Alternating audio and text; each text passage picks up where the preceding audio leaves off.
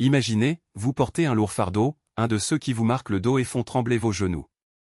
Ce poids n'est pas physique, c'est le poids des erreurs, des choix qui aujourd'hui vous font détourner le regard dans le miroir. Et si je vous disais qu'il existe un moyen d'alléger ce fardeau? Pas avec des promesses creuses ou des solutions magiques, mais avec quelque chose de réel, éprouvé et béni par ceux qui peuvent tout faire. Le prophète, que la paix soit sur lui, nous a laissé un enseignement clair comme la lumière de l'aube: chercher refuge auprès de Dieu, c'est comme ouvrir une fenêtre dans une pièce étouffante. Soudain, de l'air frais entre, la pression dans votre poitrine chute et vous respirez. Il ne s'agit pas d'effacer les erreurs comme par magie, mais de reconnaître que, seuls, nous n'avons pas la force de tout porter. Nous avons besoin d'un refuge sûr, et ce refuge, c'est lui. Vous vous souvenez de cette histoire que racontent les sages? Un homme, épuisé par les épreuves de la vie, décide de se jeter dans les bras de la foi.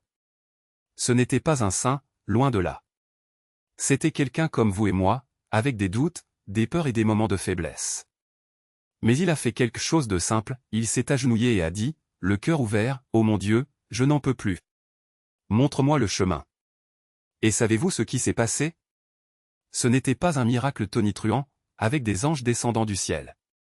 C'était quelque chose de plus profond. Une paix qu'il ne pouvait pas expliquer, une certitude que, même dans les moments les plus sombres, il n'était pas seul. La vie ici est éphémère, comme un rêve qui se dissipe au réveil. Ce qui compte vraiment, c'est ce qui vient après. Et si vous pensez que vous avez fait trop d'erreurs, qu'il n'y a pas de retour en arrière, rappelez-vous, Dieu ne mesure pas notre valeur au nombre d'erreurs, mais à la sincérité de notre repentir. Il ne s'attend pas à la perfection, il s'attend à un cœur prêt à réessayer. Ne laissez pas le découragement prendre le dessus sur vous. Lorsque vos forces s'épuisent, rappelez-vous qu'il existe quelqu'un qui ne se lasse jamais d'écouter. Quand les portes semblent fermées, sachez qu'il a des clés qui ouvrent des chemins invisibles à nos yeux. Et quand l'espérance paraît comme un fil mince, accrochez-vous de toutes vos forces, car c'est sur ce fil que Dieu tire ceux qui veulent vraiment être sauvés. Le doute peut murmurer, et si ça ne marche pas? Mais la foi répond, et si c'était le cas? N'attendez pas le moment parfait, car il n'arrive jamais. Commencez maintenant. Ouvrez votre cœur, demandez pardon, levez-vous et avancez.